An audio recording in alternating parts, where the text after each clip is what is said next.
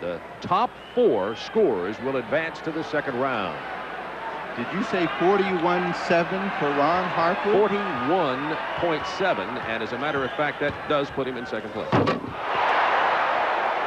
Now, all of a sudden, Clyde Drexler, who grew up here in Houston, went to high school in Houston, gets a lot of 10s waved from the crowd. 1-9. You know, that's all I know, but Kurt, you see down in the corner, Clyde started with a tremendous power jam. We'll watch it again. Clyde coming in from the left side. Good strong take up. You see, he gets it the legs up in the air, gives it the big windmill effect, and throws it through. And that's the type of stuff that the judges like and the crowd likes. Just a little bit of that extra flair. And that'll put Clyde Drexler in first place, 46.6 on his first dunk. Now Clyde Drexler, his first dunk, 46.6. And he misses, but does have a replacement dunk coming. And that wouldn't have gotten a big score either. That wasn't very creative. And I'm surprised that the Clyde did try to do something a little bit more spectacular. But now he's got to be careful, but yet still come up with a good dunk. Yeah, he's got to have some numbers on this. He had the 46. He comes back with the same one. And see how the judges do the second time around. For Harper, the judges were not kind. Let's see if they treat Drexler any better. Even the crowd a little tough there. You saw an 8 from his hometown crowd for Clyde Drexler. He gets a... Well, he's got to get at least a 42 to advance as we take a look now. As his head goes by, a nice dunk by Clyde Drexler, and we'll see what the crowd thinks. Ron Harper gives you a little sly grin. And that'll put him in first place with a 47.1 on his second dunk to go with his 46.6 for a total of 93.7, and Drexler is now leading the competition. And this is the order of competition: Drexler, Jones, Walker, and Webb. First dunker in the semifinal. Well, you know, this puts the pressure on the hometown guy, Clyde Drexler. He's got to come out of the box with something sensational and put some heat on the rest of the competitors. And of course, if he gets a big score here from the judges who have been leaning in his favor, it could stand him well. Drexler, remember, this is not cumulative. That was nice. Clyde Drexler.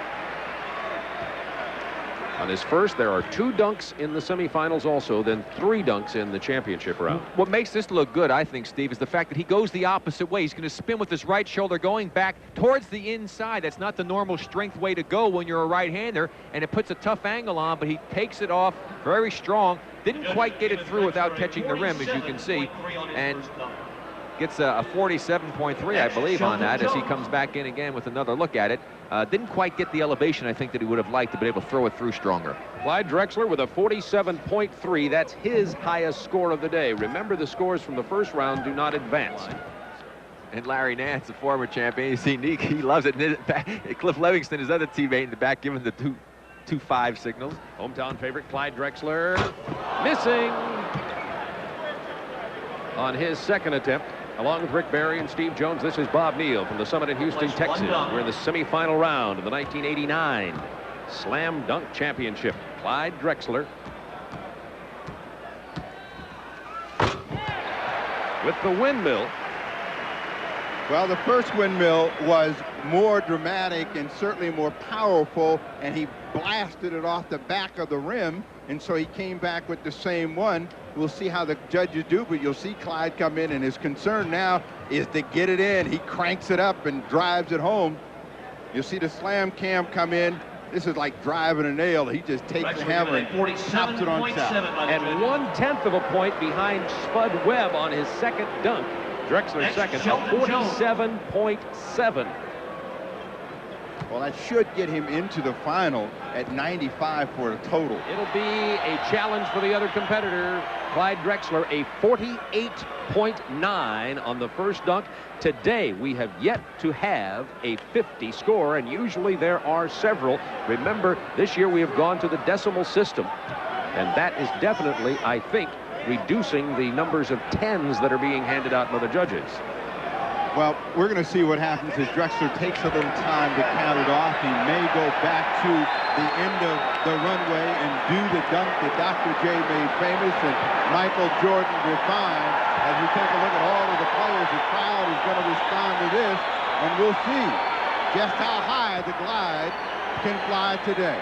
Sellout crowd at the Summit in Houston. Clyde Drexler versus Kenny Walker for the 1989 Slam Dunk Championship.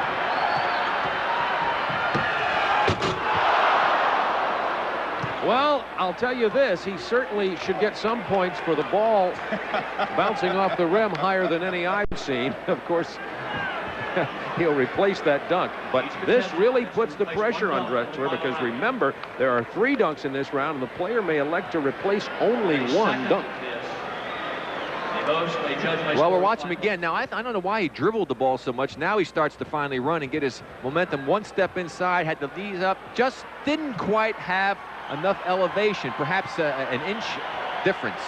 Kenny Walker had a 48.9 on his first dunk. Walker out of nowhere to really enthrall this crowd today. Here's Drexler. Well, he's going to run now. And he lost the ball, and that was the key. He wasn't able to hang on to the ball either time, and that really put the pressure. Going second probably may have been the mistake for Clyde this time. Remember, on a miss, the judges may award up to 5 points per dunk, so it's not a complete 0. Well, we know one thing. The judges won't have to decide, because Kenny Walker put all of the heat on. He built the momentum from that first dunk to this round. He's in a great position right here. The only thing that can hurt him is if he misses. And a 24.5 for Clyde Drexler. Whirling dervish move with the legs flying, the arms going. Another look at it coming in. Watch the plant. There's the cup. Look at how he's just flying. Everything's going way out. The little spin, the pirouette, the legs up in the air. Now the big windmill, throw through with power, and the legs still flying as Patrick Ewing gives him the big cheer for a great dunk on the part of Kenny Walker, who got a 49.6. That's about as good a score as these judges may hand out today. We still have not had a 50, and Walker now at 98.5, but there are 3 dunks. Here is Drexler. Well, he's certainly a lock now as Clyde misses right there. He missed a lot down the stretch, but I think, again, it was just the power and the consistency of Walker from the first round right on through.